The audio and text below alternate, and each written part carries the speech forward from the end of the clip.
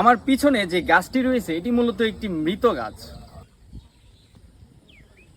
ঈদের আগে তীব্র ঝড় হওয়ার কারণে এই গাছটি উপড়ে পড়ে যায় এন্ড বেশ কয়েকদিন রাস্তা বন্ধ থাকার পর এটিকে ফায়ার সার্ভিস এসে সরিয়ে দিয়ে যায়।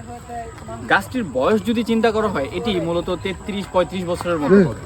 মানুষের জীবনের সবচেয়ে তিক্ত একটি সত্য হচ্ছে মৃত্যু।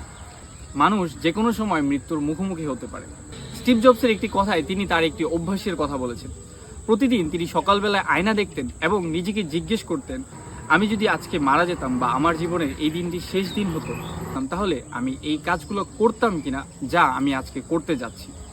মানুষের যত আনরিয়ালিস্টিক এক্সপেকটেশন, হারানোর ভয় বা আরও যে কোনো ধরনের সমস্যা মৃত্যুর কাছে খুবই তুচ্ছ বলে মনে হয়।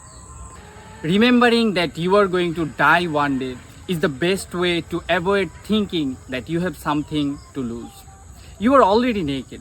There is no reason to not to follow your heart.